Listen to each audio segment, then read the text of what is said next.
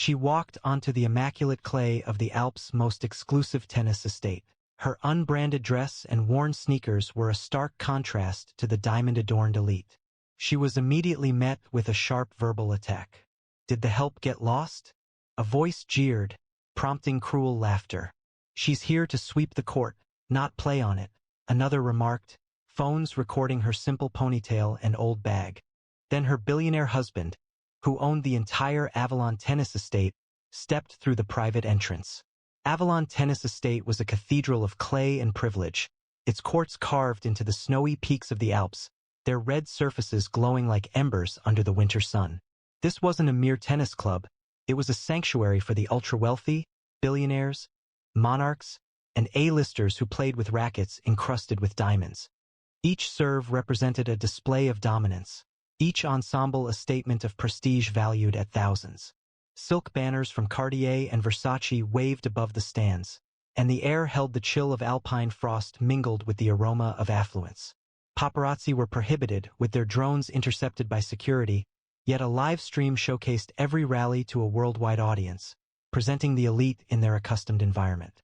Past the velvet ropes, a retired tennis coach observed on his phone, his calloused hands steady, his eyes fixed on his daughter's quiet resolve. She walked onto the court alone, her simple white polo shirt free of logos, her tennis skirt subtly wrinkled, her worn canvas sneakers scuffing the clay, her chestnut hair secured in a low ponytail, a few strands swaying in the breeze, and her hazel eyes held a peaceful intensity. At 26, she possessed a striking beauty, not the refined appearance of the privileged, but the natural elegance of someone who had previously dominated college courts with a racket and a dream. Growing up in a small Oregon town, she spent her childhood on public courts, her father instructing her to hit with precision even before she could ride a bike. She secured a full-ride tennis scholarship to Yale, her serves combining power and grace, and her name was spoken as that of a potential professional. 5 years prior, she had given up her career to care for her mother, who was succumbing to cancer, exchanging tournaments for hospital vigils. Now, she held a used tennis bag, her appearance a brief spark in the cold, her unpretentiousness a contrast to Avalon's magnificence. The stands hummed as she neared the registration desk, her worn tennis shoes attracting attention like imperfections in a work of art. Eleanor Prescott, spouse of a CEO at a global bank, sat enveloped in a $15,000 mink coat, her tone laced with derision. "It seems the club is organizing charity events for ordinary people now," she remarked, ensuring the live stream captured her statement. Amusement spread among the attendees, with numerous devices recording her simple clothing. Marcus Tate, descendant of a hedge fund fortune, reclined in a courtside seat, his $6,000 sunglasses reflecting the light, and scoffed, "What will they allow next? Letting the gardeners participate?" A click echoed, their Rolexes glinting in the sunlight. Her fingers lightly touched her racket, her expression calm, yet the atmosphere was charged with derision. Her father's face on the live stream grew strained, the taunts a painful blow to his honor, and the viewers bristled, their frustration poised to explode. As she registered, the upper class's contempt escalated into a planned attack. A cluster of socialites in $10,000 tennis dresses arranged themselves in a semicircle, their voices a poisonous blend. She looked out of place, one remarked, tossing a monogrammed towel towards her. "Back to where you came from," another called, displaying a phone adorned with diamonds. "She's dressed like she raided a second-hand shop," he exclaimed. Avalon Beggar filmed with her phone, focusing on her worn sneakers, while a venture capitalist in an expensive blazer declared, "She's tarnishing the reputation of this estate." The phones illuminated the scene with the glow of live-streamed posts. The sound of laughter from the crowd felt like a harsh punishment, each word striking against her quietness. Her father's face, visible on the live stream, showed distress, every insult a blow to his daughter's honor. The audience's anger intensified, their hearts racing, indignant at this group's continued harshness. The politician's daughter and Europe's third-ranked tennis player stood close to the net, her personalized racket shining in the sunlight. Her blonde hair was styled into a sleek bun, her $10,000 tennis dress sparkling with Swarovski crystals. She had competed against Olympic champions, her name synonymous with elite tennis. She directed a chilly gaze at the newcomer, her voice cutting through the surrounding noise. "This is a private court, not a public school gym class," she stated, her words carried by the livestream microphone. The bleachers erupted, phones were raised, captions began to appear, with the hashtag Avalon Outsider. Her friends, a group of socialites dressed in custom athletic wear, chuckled, one playfully throwing a tennis ball toward the newcomer's feet. "Pick it up, newbie," she said. The woman stepped over it, her hazel eyes meeting the players, her gaze unwavering despite a rapid pulse. The audience felt a wave of anger, their hearts aching for her as her dignity was challenged. The disdain of the wealthy intensified as the politician's daughter approached, her crystal-studded dress shimmering, her voice sharp and cutting. "You're a disgrace to this court," she stated, her voice clear enough for the live stream to broadcast globally. "Regarding the dress and those sneakers, did you obtain them from a dumpster? You will never be accepted by our group," she declared, accompanied by the sound of clicking and laughter which formed a harsh, mocking chorus as phones focused on the worn canvas shoes. "You're a person of no consequence attempting to portray someone of high standing," she added, her expression conveying disdain. "This estate warrants a more distinguished individual than someone impoverished." The woman gripped her racket, her hazel eyes betraying a suppressed intensity, yet her expression stayed calm. Her father's hands shook on the live stream. The personal attack felt like a blow to his daughter's value. The audience's anger surged, their hearts aching, furious at this intentional challenge to her identity. A cluster of players, their sneakers spotless, congregated close to the court, their hushed voices as cutting as ice. "She's a nobody," one muttered, the words audible on the live stream. The standards at Avalon were declining. Someone threw a crumpled score sheet at her feet, saying, "Clean that up, maid." The paper slid across the clay, lightly touching her sneakers, but she remained still. The politician's daughter's coach, a former professional with a Rolex on his wrist, smiled from the sidelines.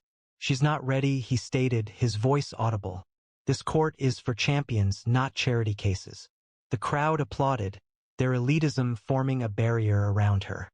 Her hazel eyes shone with a contained intensity, yet her smile remained, a delicate challenge to their disdain.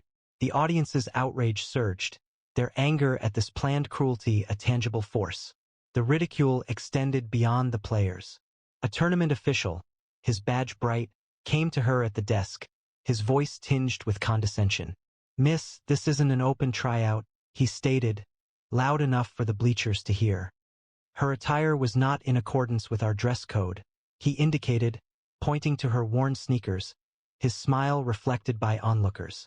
"We generally do not allow non-members to play on Avalon's courts," he stated, prompting laughter from the privileged attendees. Mobile phones focused on her composed expression, with captions quickly appearing, "Hat tennis tramp." The audience's agreement felt like an overwhelming pressure, their condescension a public humiliation. She tugged at her ponytail, her hazel eyes fixed, yet her father's live stream displayed his face falling, the official's involvement a new hurt. The viewers' anger surged, their pulses racing at this systemic breach. She moved to the middle of the court, her used bag hanging from her shoulder, and met the politician's daughter's gaze with a peaceful smile. "One set," she stated, her voice strong and even, piercing the amusement as sharply as a piece of broken glass. "Should I fail to score a single point, I will clean your shoes with my towel on my knees and apologize in front of everyone. However, if I defeat you 6-0, you clean my shoes, withdraw from Avalon, and bow your head to me in front of this whole estate." The bleachers erupted in mocking laughter, the crowd scorn a tidal wave. The tech mogul's daughter cried, clapping her hands. The politician's daughter smirked, her racket twirling. "Good luck, gym class girl," she taunted. The live stream comments increased dramatically. She was in a precarious position, a failed hashed wager. Her ponytail moved gently, her hazel eyes focused intently on her opponent. Her quiet demeanor spoke louder than their taunts. Nobody knew her history, neither the spectators, nor her opponent, nor even the livestream audience. At 19, she had been a promising tennis player, her serves reaching 120, her footwork demonstrating exceptional grace. She had secured a full-ride scholarship to Yale, her reputation known in professional circles.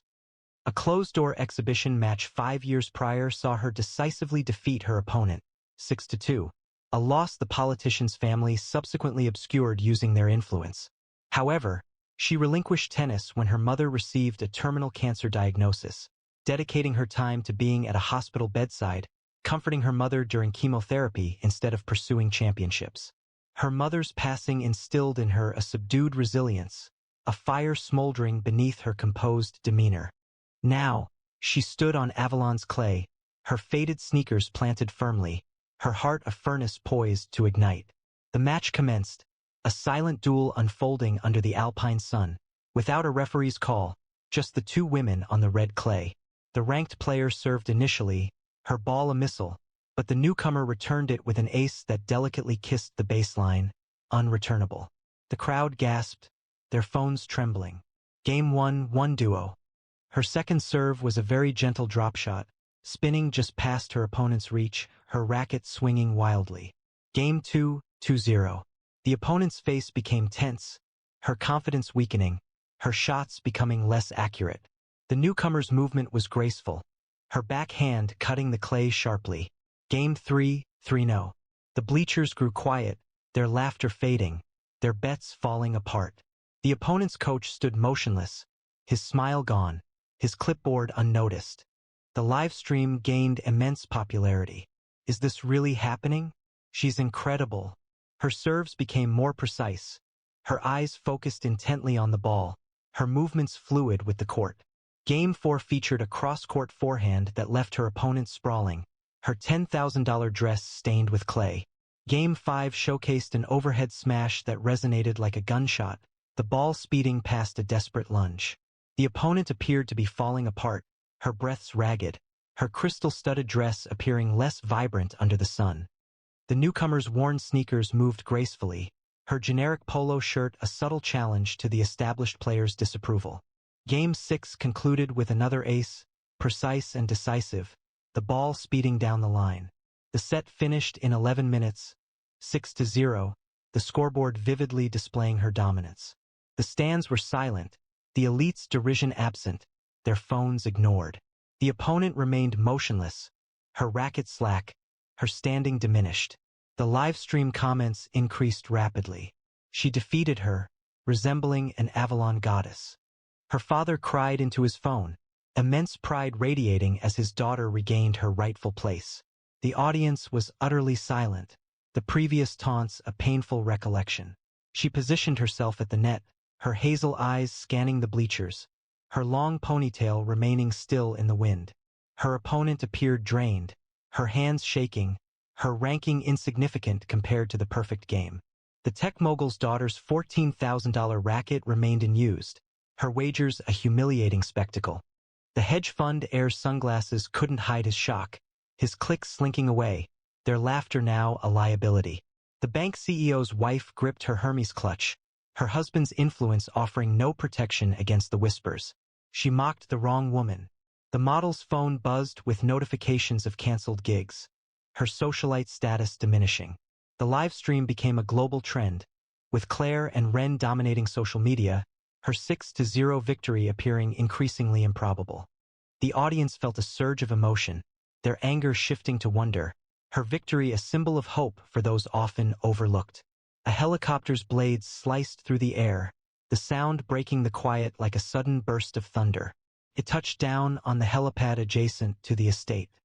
The sleek black frame gleamed, its doors opening to reveal Claire's husband, the founder of Avalon, majority shareholder in 50 European resorts, and a Forbes-listed billionaire at 30. His tailored gray coat caught the wind, his dark hair swept back, his blue eyes sharp as glaciers. He strode across the clay, his presence a force that hushed the crowd and walked straight to Claire. He took her hand, kissed her forehead, and spoke, his voice low but resonant, carrying to the bleachers, "I'm sorry, love. They treated you like that, didn't they?" The grandstands imploded into stunned silence. The opponent went ghost white, her racket slipping to the clay. The bank CEO's wife's clutch hit the ground, her face ashen. The live stream captured the moment, comments flooding in. "She's his wife? Had power couple." The audience erupted, their hearts pounding as the truth struck with great force. As the billionaire's words registered, he faced the bleachers, his blue eyes radiating a controlled anger. "This estate is mine," he stated, his voice sharp and clear. "And you dared to insult my wife, Claire Wren, a woman more valuable than every diamond here," he said, gesturing towards the politician's daughter, his gaze unwavering. "You manipulated this court with your pride, and now you will face the consequences." He retrieved his phone, showing contracts terminated, sponsorships withdrawn, and memberships canceled. "You are prohibited from every resort I own," he stated, his words carrying immense finality. The opponent's knees gave way, her empire collapsing, her family's influence rendered insignificant. The audience reacted with shock, the guilty appearing smaller, their standing diminishing under his authority. The live stream surged with activity, displaying the tags "Justice, Wren Rules." Claire stood near him, her unbranded polo shirt appearing prominent, her triumph assured by his power. The audience erupted in cheers, their spirits lifted as his power subdued the elite's harshness. Claire remained still, her hazel eyes gleaming, her simple ponytail a subtle adornment. The defeated opponent, visibly shaken, advanced, her voice a fragile murmur. "I'll clean your shoes," she faltered, reaching for Claire's sneakers, her gaze fixed on the ground. Claire dismissed her with a gentle gesture, her expression calm, her voice tender yet resolute. "I don't require it," she stated, "I simply wished for you to understand." The crowd shifted, their heads lowered, the memory of their prior harshness a burden they couldn't release.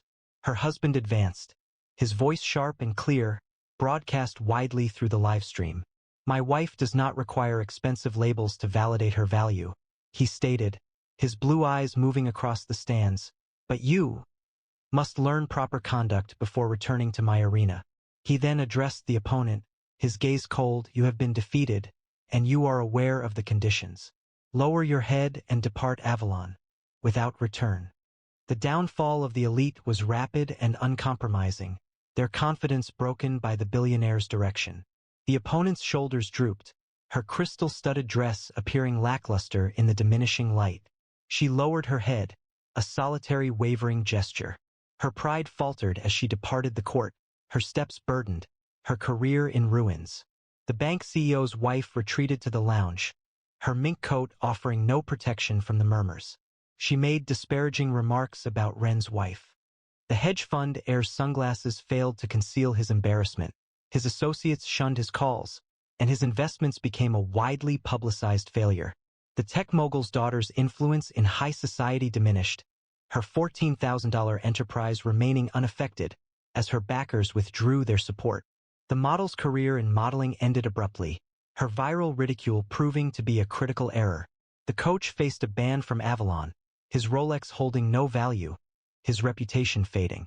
The live stream gained worldwide recognition, Claire Wren becoming a global sensation, her 6-0 set now a legendary moment. The crowd's excitement resonated deeply, their frustration shifting to admiration. Claire's triumph, and her husband's fury, consumed the elite's harshness. Her opponent's posture fell, her crystal-studded dress appearing lackluster in the waning light. She lowered her head in a brief, unsteady gesture, her confidence broken, and left the court, her steps weighed down, her career seemingly ruined. The Avalon roster was revised within the hour, her name removed, her third-ranked position relegated to a brief mention. The bank CEO's wife retreated to the lounge, her mink coat offering no protection from the hushed rumors. She made disparaging remarks about Wren's wife. The hedge fund heir's hedge fund suffered significant losses, his investments exposed and humiliating, his associates ignoring his calls. The tech mogul's daughter's social media influence diminished, her $14,000 business remaining unaffected, but her sponsors withdrawing support. The model's career in modeling ended abruptly, her widespread ridicule proving disastrous. The coach was prohibited from Avalon, his Rolex seeming insignificant, his standing destroyed. The live stream became a global phenomenon, Claire Wren dominating social media, her 6-0 set establishing a legendary moment. The established hierarchy was disrupted, their exclusivity exposed as a false narrative. A previously unheard young player approached Claire, her voice filled with emotion. "I was mistaken to laugh," she stated, her eyes bright. "You represent what this court ought to be." Others concurred, their applause growing, a wave of respect overpowering their earlier disdain. The live stream documented the change, with comments pouring in. "She fundamentally altered the landscape." Claire elicited admiration, the assembled coaches showing their respect, one remarking, "You could have been world number one." Claire's unbranded polo shirt shone in the sunlight, her worn sneakers a symbol of her resilience. Her husband's hand gently touched hers, his pride expressed as a quiet promise. The estate's leaderboard displayed the results. Claire Wren, 6-0 Vivian Corbin. The audience felt a surge of emotion, their frustration now acknowledged, Claire's victory igniting a transformative force for Avalon's spirit. Her husband drew Claire near, his hand gently supporting her cheek, his voice hushed, intended just for her. "You were always the champion," he said, his blue eyes filled with warmth. Claire smiled, her hazel eyes tender, her simple ponytail a subtle adornment. The court's gates appeared broader, its spirit transformed by a woman who had navigated derision and appeared invincible. The live stream recorded their embrace, with messages rapidly appearing. "She's a queen," wrote Julian and Claire. Those who previously dismissed her were now dispersed, their established positions wavering, their pride a diminishing memory. Claire's victory extended beyond a single competition. It represented a deserved consequence, demonstrating that skill and passion surpass affluence. Her father, observing via his phone, smiled through tears, his daughter's reputation now a symbol of hope for those often disregarded. 3 days elapsed before a video of Claire's match gained widespread popularity online, accompanied by the message, "Never underestimate a woman in canvas sneakers." The online community responded with enthusiastic discussion. Claire Run was trending globally, and her 6-0 set became a legendary story that resonated far beyond the Alps. Her husband and Claire were together, their hands clasped, their love a gentle but powerful force, exceeding the brilliance of the elite's diamonds. She arrived as an unknown, her unbranded polo shirt marking her as an outsider, but she departed as a legend, not due to victory, but because of her unwavering integrity. Avalon was no longer a sanctuary for the elite, it belonged to her, a testament to a woman who compelled the aristocracy to acknowledge her with a used racket and an unyielding spirit. Please enjoy more stories like this. Share your thoughts in the comments. Would you have accepted that bet? They requested she tackle a complex math problem, not for the solution itself, but to observe her discomfort, hesitation, and silence. Within a seminar room populated by tailored suits and PhD name tags, she arrived wearing worn canvas shoes and a creased shirt. "Did you take a wrong turn, ma'am?" Someone chuckled, "This isn't the PDA meeting." However, as her hand grasped the marker and countless eyes anticipated her failure, the whiteboard began to reveal something entirely different. The Ascension Forum at St. Lennox University stood as a cathedral of intellect, its ancient brick walls draped in ivy, its seminar halls aglow with chandeliers worth more than Manhattan penthouses. This exclusive conference, reserved for Ivy League PhDs and million-dollar AI research sponsors, featured tailored wool suits, silk ties, and name tags boasting titles like Chair of Quantum Computing. Polished oak tables held crystal water pitchers, and the air carried notes of oud and ambition. A limited number, just 300 attendees, received invitations, and their sapphire badges were verified by staff wearing velvet vests. Outside the main hall, a marble atrium provided access to a private lecture theater, with its doors designated solely for keynote speakers. Lillian Moore Bellamy entered through a less conspicuous entrance. Her jeans were worn, her simple t-shirt was tucked into a cardigan featuring worn cuffs, and her chestnut hair was pulled back with a rubber band. At 31, raised in a modest town in Vermont, she had taught herself advanced mathematics while caring for her ailing mother, and had turned down PhD offers from Harvard, MIT, and Princeton. She held a thick notebook filled with handwritten formulas. It was her only companion besides her husband, Dr. Henry Bellamy, the forum's keynote speaker. The hall's stairs felt oppressive, their whispers a gathering storm. Lillian seemed out of place within the forum, her notebook a stark contrast to the elite's carefully constructed environment. A Yale professor, wearing a $4,000 Zegna suit and displaying a sapphire badge, halted his discussion. He questioned aloud, loud enough for others to hear, if she was his bag holder. A Stanford researcher, dressed in a $3,000 Armani blazer, laughed softly, nodding to his colleague, suggesting she might be his new girlfriend, someone who hadn't attended college. A wave of laughter echoed through the seminar room, with attendees attempting to hide smiles behind their hands. Lillian remained composed, her hazel eyes focused, a notebook held close. She had come to offer encouragement to Henry, whose work she had subtly influenced. The audience's frustration grew, feeling the sharp sting of these academic authorities' dismissive behavior and their contempt for Lillian's calm demeanor. The ridicule intensified, a harsh and pointed performance led by the forum's prominent members. Becca Sloan, a third-year PhD candidate from St. Lennox, moved forward, her tailored Chanel skirt swaying, her blonde ponytail as crisp as her expression. At 26, having grown up in Boston's elite circles, she was known for her dismissive attitude towards competitors. She looked at Lillian's worn cardigan and showed disapproval. "Ma'am, this area is designated for main speakers only. Free coffee is available downstairs," she stated, her voice precise. The attendees reacted with laughter, the sound reverberating through the oak walls. Becca swung her ponytail, releasing a wave of jasmine-scented perfume, a fragrance Lillian was aware Henry found unpleasant. Lillian's grip on her notebook intensified, her expression composed, yet the audience's anger escalated, their pulses racing at this direct challenge, Becca's confidence appearing like a flame in the cold air. The disapproval intensified, a planned and focused criticism of Lillian's participation. A conference staff member, Margaret Voss, moved forward, her tailored vest neat, her face showing years of upholding established rules. At 50, raised in upstate New York, she took pride in maintaining order. She indicated the exit, her voice steady but not unkind. "Let's go, miss. You're disrupting the session." The crowd responded with cheers, their silk ties gleaming as they gestured toward the atrium. A Princeton alum, dressed in a $5,000 Brioni suit, called out, "Did you get lost? This isn't the community college." Laughter erupted, academics subtly bumping shoulders. A postdoc whispered, "She doesn't even look like a grad student." Someone added, "That notebook's probably just doodles and she dares sit here?" The insults felt like a guillotine, each word a blow against Lillian's silence. The audience's anger grew, their hearts aching for Lillian, and their frustration directed at this group's harsh treatment. The academics' disapproval became sharp as Lillian stood in the seminar room, their derision a deliberate attack intended to diminish her resolve.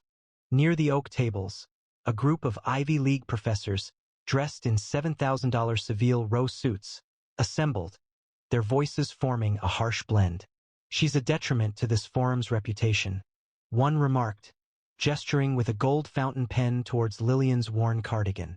"Return to the library, dear," another suggested, displaying a sapphire badge and adding, "Her notebook appears as if purchased at a secondary school sale." Amusement rippled through the gathering, with staff members subtly acknowledging each other, their cufflinks sparkling. A quantum computing expert exclaimed, "She's an insult to every paper presented here." The remarks felt like a guillotine, each word a blade against Lillian's poised silence. Henry's lecture theater loomed beyond the hall, but the seminar room's disdain was a crushing weight. The audience's frustration grew, their hearts pounding, angered by this orchestrated cruelty, their ire ignited, ready to challenge the elite's arrogance. Becca Sloan delivered another sharp comment, deliberately intended to unsettle Lillian in front of the select group. "So, what understanding do you expect to gain at a forum like this?" she asked, her Chanel skirt reflecting the light as she stood at Lillian's table. "Or should we administer a freshman entrance exam to familiarize you with the subject?" She didn't pause for a response, instead heading to the whiteboard where she began writing a complex combinatorics problem, one that had previously challenged her own research group. "If I solve this before the coffee break ends, I'll publicly apologize and get your coffee for a week," she stated, her voice loud enough to silence nearby murmurs. "If not, kindly step aside and make room for real academics." The attendees cheered, their scorn a suffocating tide, their whispers buzzing. She's a fraud. Lillian's hazel eyes burned with quiet fire, but her smile held a shield against the challenge. The audience's anger surged, their hearts aching for Lillian, outraged by this public humiliation displayed before them.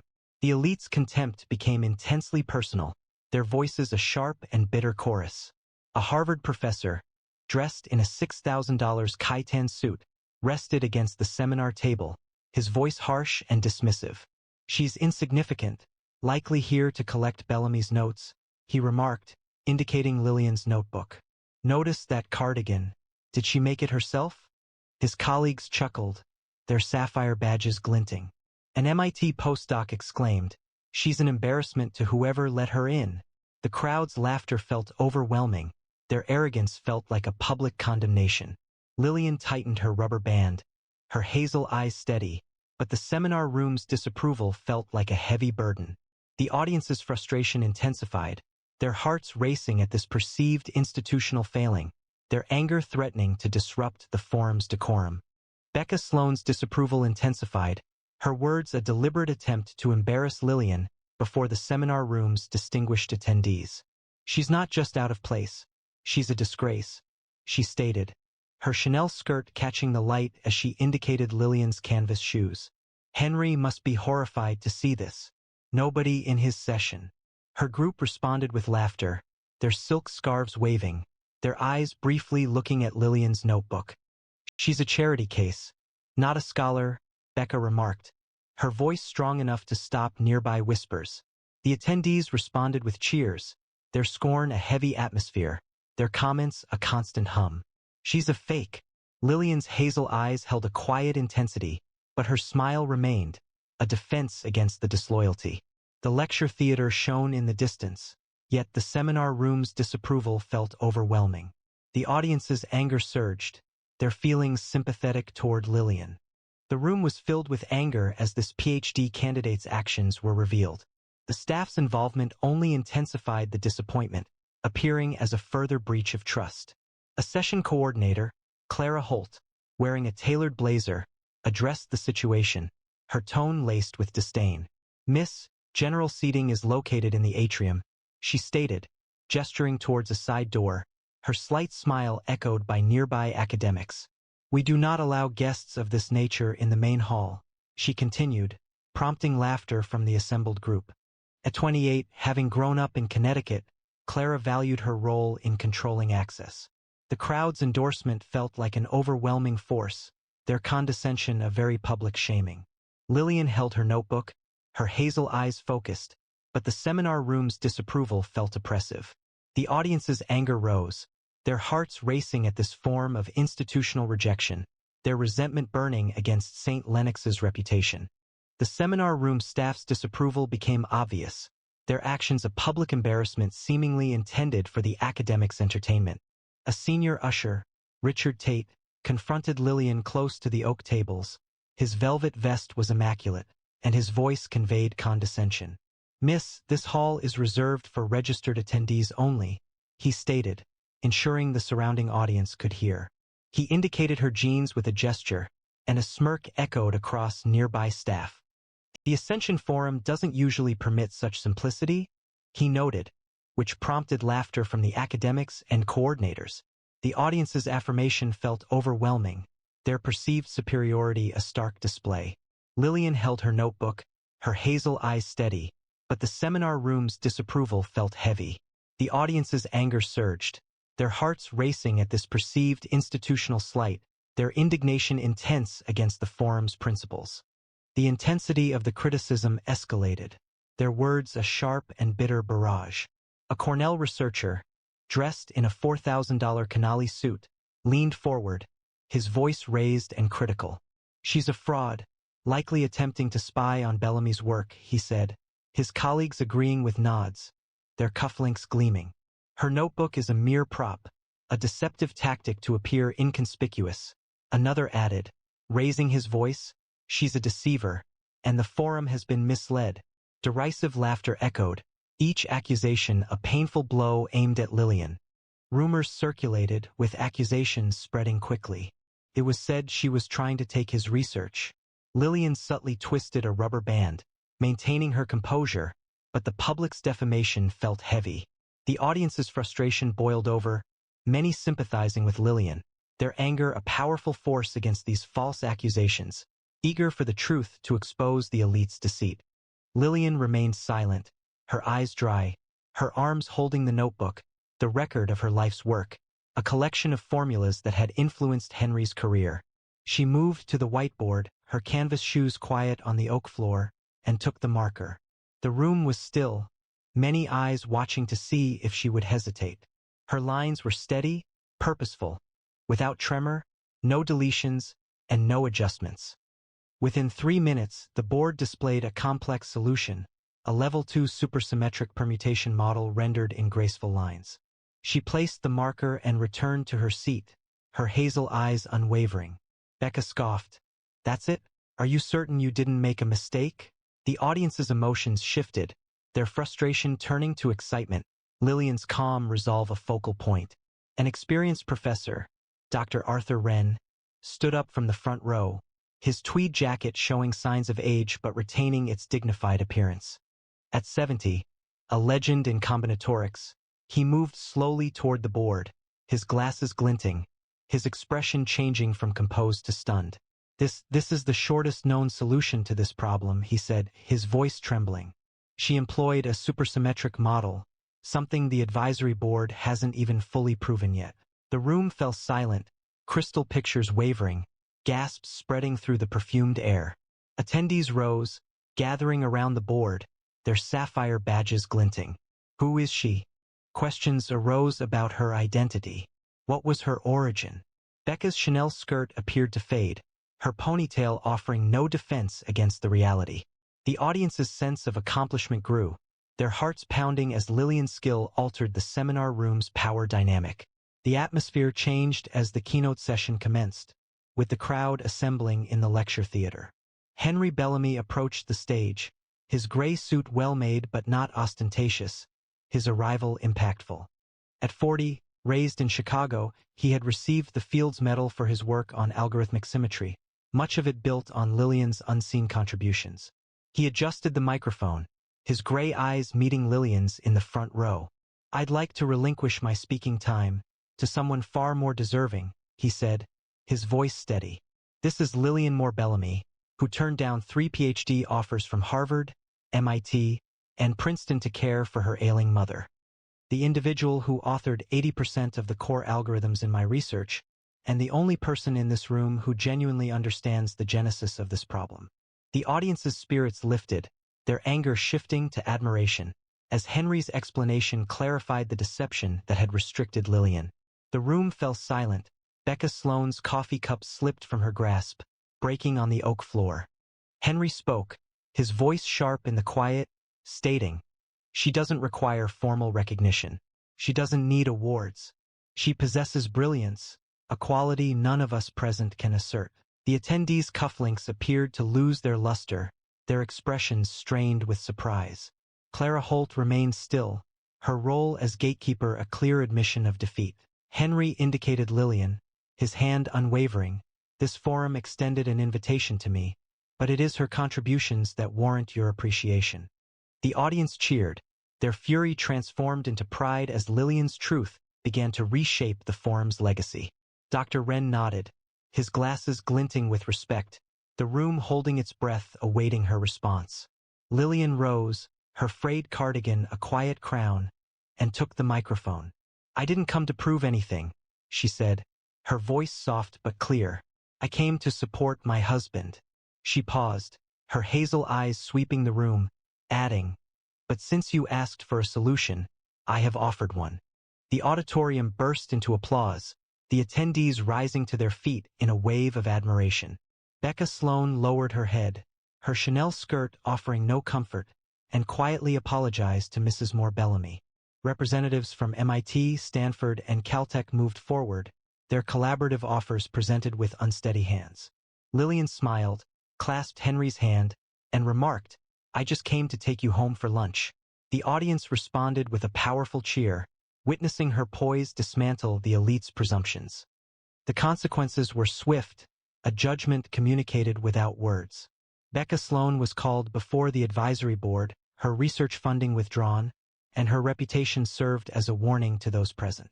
Clara Holt was moved to administrative roles, ending her career of controlling access.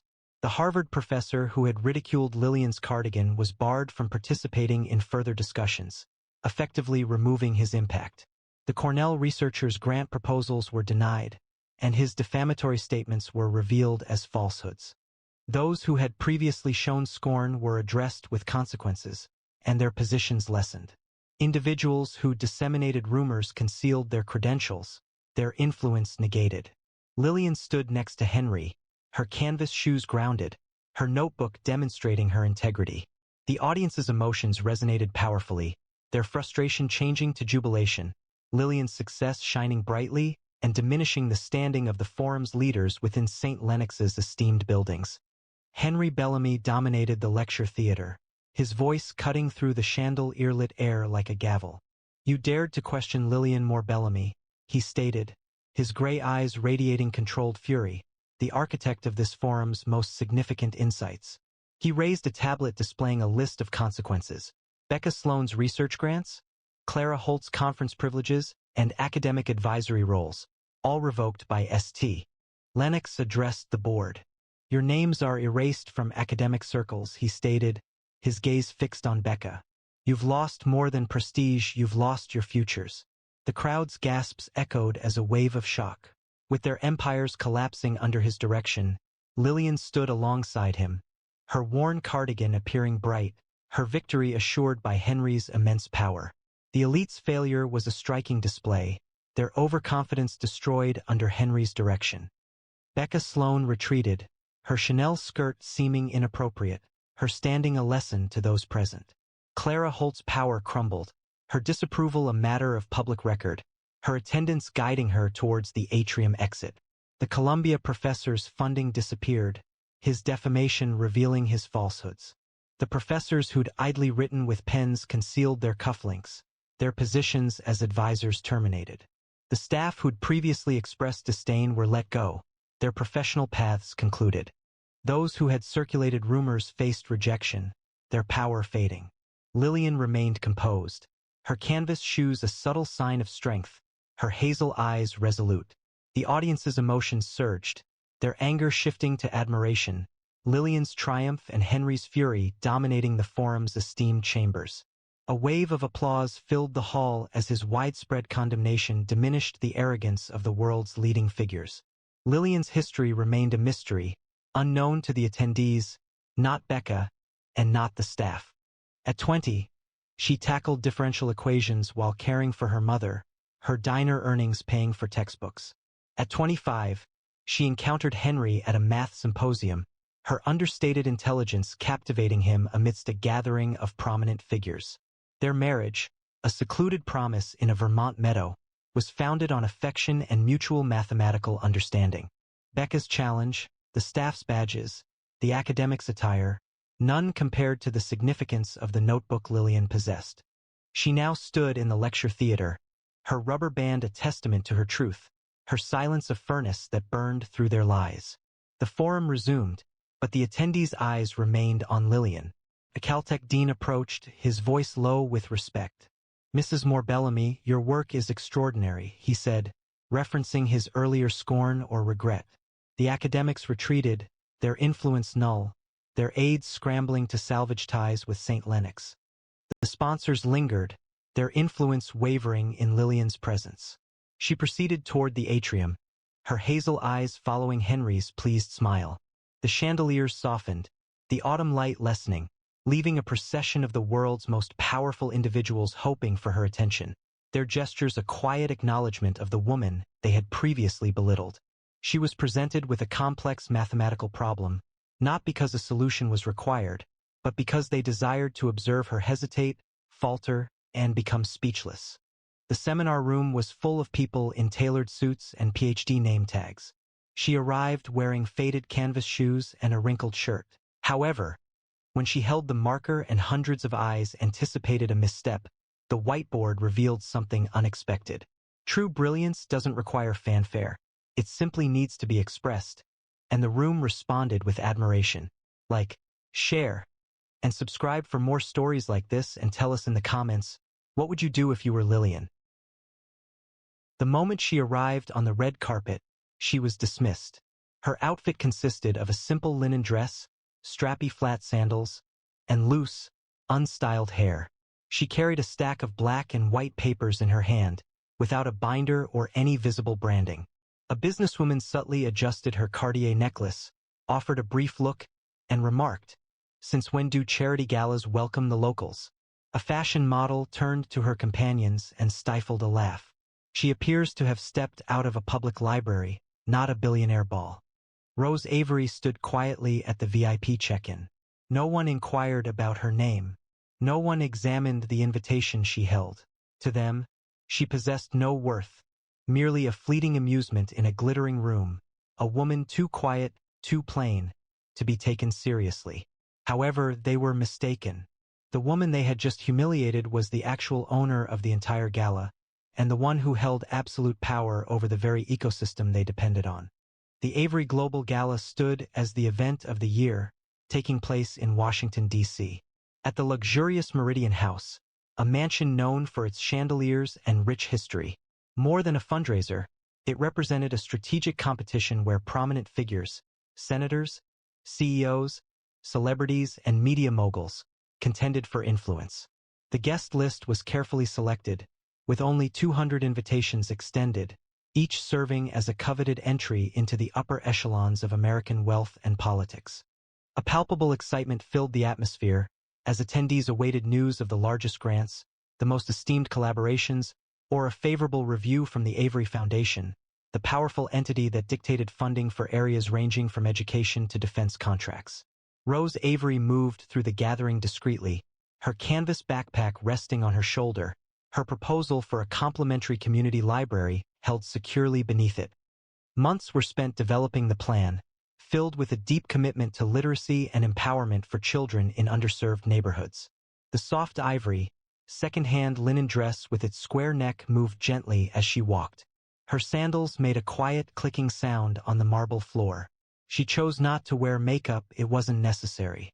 Her face was remarkable in its simplicity, with pronounced cheekbones and eyes that reflected a quiet determination. However, to the gala's guests, she was unnoticed or even a target. The lobby presented a scene of elaborate couture gowns and perfectly tailored tuxedos, with diamonds catching the light. A tech billionaire, sporting a velvet blazer, expressed disdain as Rose walked by, asking, "What's she doing here? Distributing flyers for a bake sale?" A congresswoman's aide, enjoying a glass of champagne, whispered to her superior, "Have they begun inviting anyone who walks in off the sidewalk?" She appears as though she instructs yoga at a local community center. A wave of laughter echoed among their group, precise and critical. Rose remained unfazed. She continued walking, her gaze fixed ahead and her pace even, as though the voices around her were merely ambient sound. Approaching the VIP check-in, an employee wearing a tailored black suit gave her a cursory look. "Name?" he inquired, his voice precise, seemingly certain she wasn't authorized. Rose presented her invitation, a simple card featuring a single, raised A. However, before she could respond, a woman adorned in a sequined gown pushed past her. "Pardon me, I am on the guest registry," the woman stated, displaying a wrist covered in diamonds. A staffer allowed her entry, disregarding Rose completely. "Ma'am," he said, addressing her, "this area is reserved for priority guests. Please try the general seating in the back." Rose acknowledged this, remaining calm, and moved aside. She offered no objections, spoke no protests. She simply stood there, holding her papers, her face calm but resolute. It was then that a young man wearing a well-cut navy suit, Evan Caldwell, the senator's son who has 1 million followers on social media, noticed her. He retrieved his phone, a smirk playing on his lips, and began recording. "Hey, watch this," he said to his live stream, adjusting the camera to focus on Rose. "This woman believes she's attending the Avery Gala wearing a second-hand dress and carrying a pile of printer paper. Seriously, are you planning to present a free library proposal to billionaires? Best of luck, dear." His viewers immediately filled the chat with laughing emojis and mocking remarks. "She's certainly brave," Evan said with a laugh, zooming in on her sandals. "But this is an entirely different level of unrealistic." The audience reacted strongly, their laughter escalating in volume and intensity. A reality TV star, wearing a red dress with a low neckline, joined in the mocking, tossing her hair. "Honey, this isn't a PDA meeting. Go home and change," she said. A hedge fund manager, his cufflinks catching the light, added, "She's probably here to request funding. She should have at least chosen a more appropriate outfit." Rose remained motionless, her eyes following the detailed ceiling trim as if committing it to memory. She offered no reply, avoiding their stares. Her silence wasn't a sign of vulnerability, it was a barrier, unwavering and composed. While Rose waited near the VIP check-in, a cluster of young heiresses in dazzling gowns gathered around her, observing her like predators. One, holding a Chanel purse, glanced at Rose's cloth backpack and scoffed. "Is that her bag? I wouldn't use it to carry my dog's toys." Another approached, her voice laced with malice. "Sweetie, this is the Avery Gala, not a soup kitchen.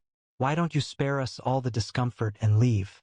Laughter rippled through the room, the sounds bouncing off the marble walls and attracting attention. A photographer positioned nearby quickly captured an image, remarking to his colleague, "This'll go viral. Homeless hippie crashes elite gala." Rose's fingers curled more tightly around her invitation, though she remained silent. Her expression stayed composed, almost otherworldly, as if the comments were water flowing over glass. Despite this, each remark stung, and the visible enjoyment others took in her discomfort felt overwhelming. Within the ballroom, a palpable excitement filled the air. Tables were adorned with crystal stemware, and each centerpiece was a lavish display of orchids and gold leaf. The stage was prominently positioned at the front, enveloped by velvet curtains, where the evening's significant announcement was to be made, the reveal of the gala's primary sponsor, responsible for covering the expenses of the entire event. Many people believed it would be Nathaniel Avery, the solitary billionaire whose corporation Avery Global functioned as an unofficial power, influencing national spending and cultural trends. His lack of public appearances in recent years had only intensified speculation, but tonight, the expectation was that he would appear. Rose secured a seat at the perimeter of the room, close to a utility entrance where servers moved between areas. She placed her papers on the table, carefully smoothing them, and retrieved a small notebook from her backpack to write down some thoughts.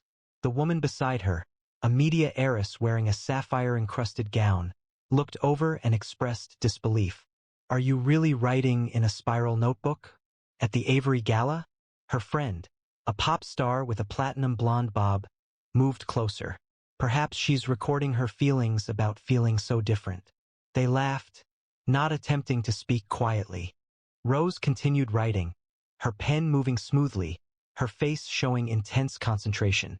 The gala began with a string quartet, their music flowing amidst the conversations. The host, a silver-haired TV anchor with a voice like velvet, stepped onto the stage to greet the audience.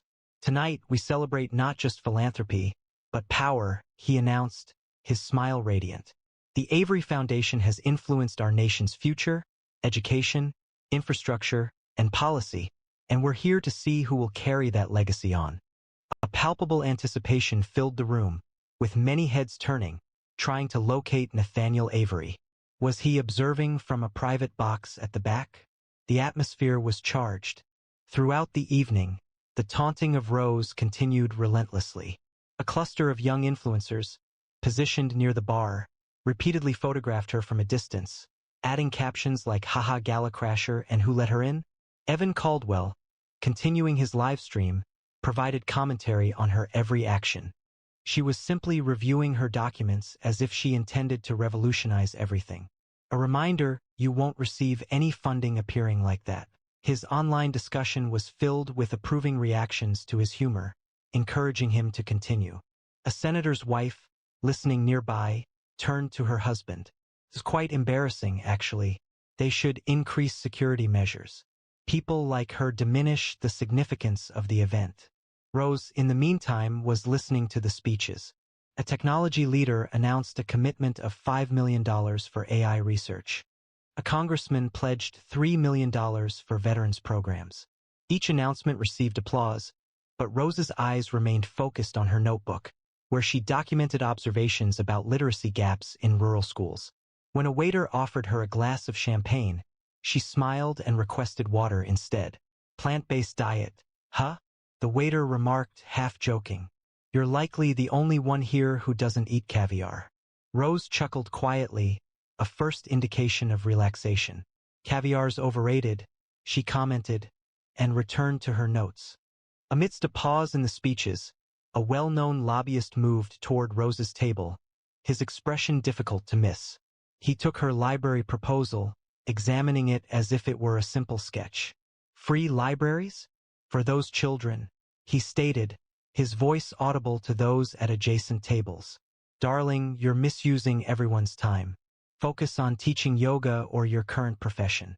He returned the papers, one page drifting to the floor. As Rose bent to retrieve it, a passing socialite inadvertently crushed it, her stiletto leaving a mark. She chuckled without turning around. The room filled with suppressed laughter, eyes turning to observe Rose's discomfort. She picked up the page, carefully smoothing it, and returned to her seat, her expression composed. However, the atmosphere surrounding her felt oppressive, thick with the audience's amusement at her misfortune.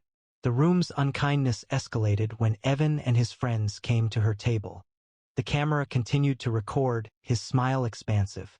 Hey, library lady, he called out, his voice intended to attract attention. What's your proposal? Free books for kids?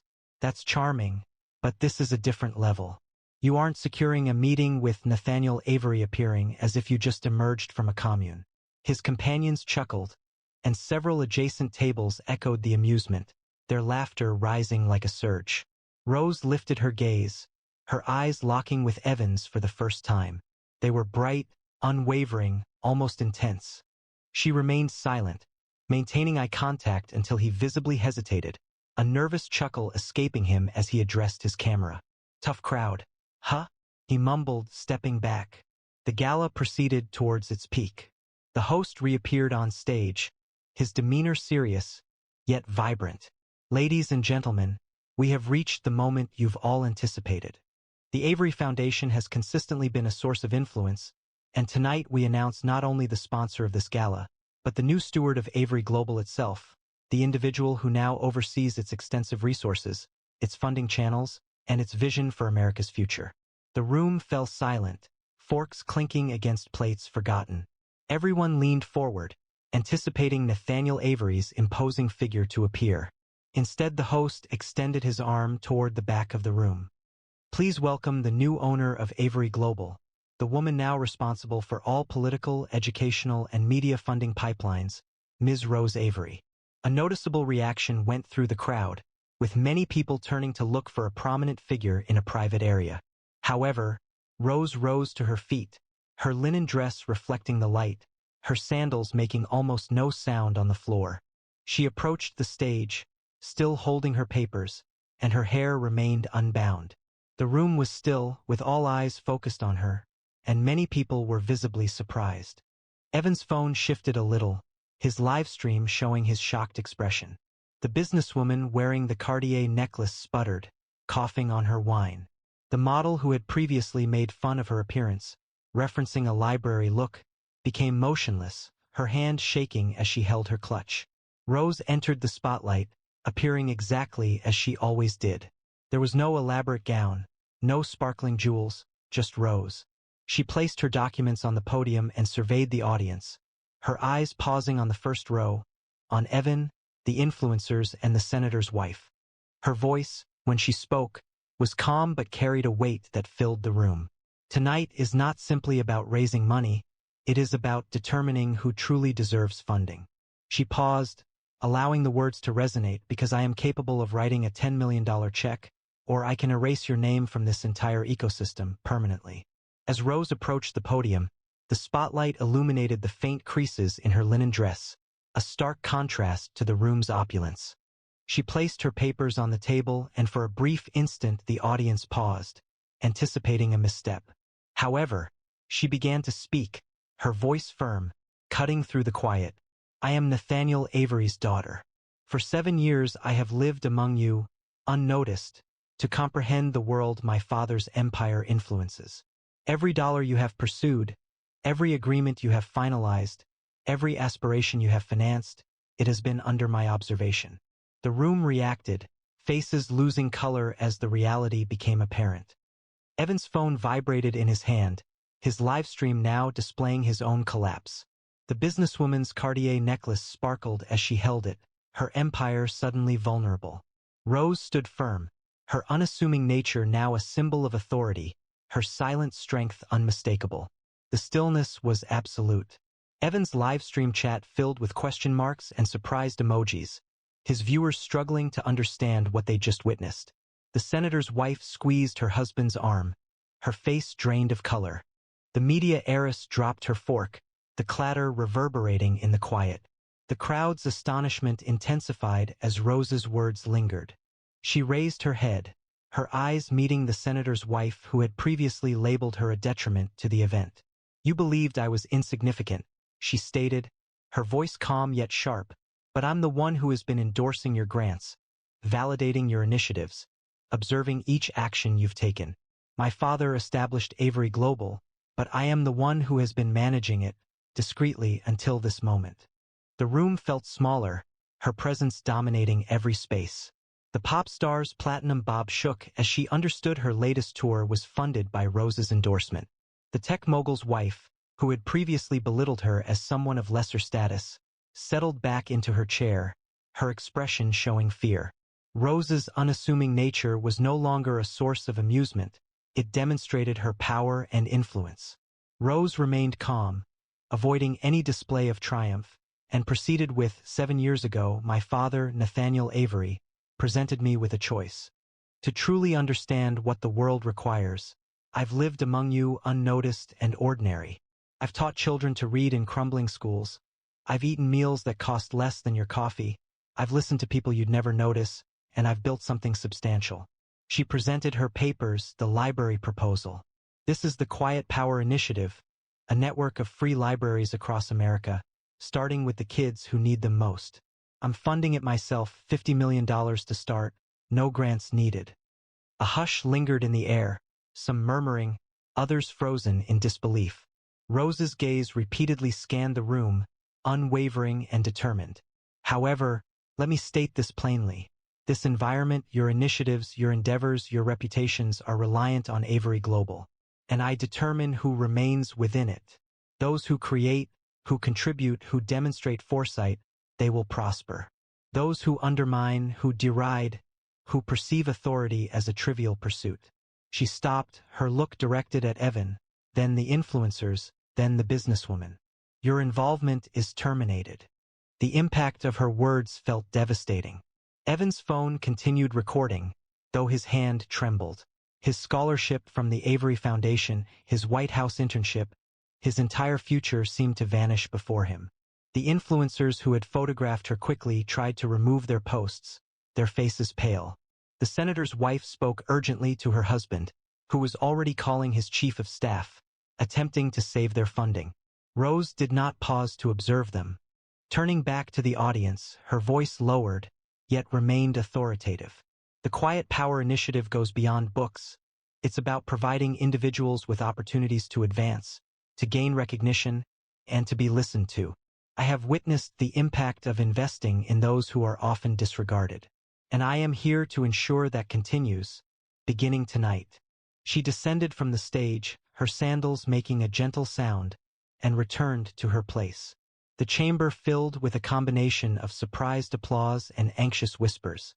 The host, regaining composure, attempted to introduce the following speaker, but the audience was distracted. Everyone's attention was focused on Rose, who remained seated, calmly reviewing her notebook as if the events hadn't occurred. By morning, the consequences arrived quickly and severely. Evan Caldwell's Avery Foundation scholarship was withdrawn, and his internship was terminated via a brief email from the White House. His live stream, intended as a ridicule of Rose, unexpectedly gained widespread attention for negative reasons, and his name is now linked to arrogance and downfall. Those influencers who had shared her photos were barred from Avery-funded events, and their brand partnerships ended abruptly. The businesswoman, adorned with a Cartier necklace, discovered her company's $20 million education grant had been withdrawn and rerouted to Rose's library program. The senator's wife and her husband encountered a harsh truth. Their favored initiatives, ranging from think tanks to campaign funds, were discontinued, diminishing their impact within a few hours. By morning, the lives of the elite were falling apart. The reality television personality who had instructed Rose to depart received an email. Her Avery-sponsored docuseries, Her Pathway to Credibility, was canceled, and her name was removed from the foundation's list. She looked at her phone, her red dress from the gala discarded on the floor, her career seemingly ruined. The hedge fund manager, who had mocked her attire, discovered his firm's $15 million defense contract had been given to a rival company, a brief message from Avery Global mentioning ethical incompatibility. The cufflinks felt like restraints now, his arrogance a tightening grip. Social media was filled with screenshots of their mockery, now accompanied by captions referencing their downfall, a clear case of karma. Viewers watching Evan's archived livestream celebrated as his confident expression transformed into a representation of his self-destruction, his future seemingly undone by the woman he'd previously dismissed as delusional. Rose, in the meantime, had already begun her work. She convened with community leaders in a small D.C. office, her cloth backpack resting on the floor, her proposal now serving as a detailed plan. The Quiet Power Initiative opened its first library in a neglected neighborhood, with plans for 50 more by year's end. She didn't gloat, didn't seek the spotlight, she just worked, her quiet power reshaping the world one step at a time. The influencers who'd tagged Rose with Galacrasher were now absent from the elite circle. Their invitations to Avery-backed events, fashion weeks, charity balls, and premieres vanished, and their follower counts plummeted as brands distanced themselves. A tearful apology video was released, but the damage was already done. Rose's team had initiated the process for excluding her from future funding. The photographer who captured Rose's viral humiliation had his press credentials revoked and was dropped by his agency. His moment of notoriety became his downfall. Across the internet, the public celebrated what they perceived as justice. Memes featuring Rose's serene face with the caption, "Never judge the quiet ones," proliferated on all platforms. Those who had previously mocked her sandals now confronted a changed situation. Rose Avery didn't just win, she redefined the landscape, leaving the established order behind. The gala's elite had dismissed her sandals, her proposals, her aspirations. They perceived her as insignificant. But Rose Avery was far from insignificant. She embodied the future, and she had just reshaped theirs. This is the impact of the overlooked. If this narrative resonated with you, share, comment, and subscribe for more.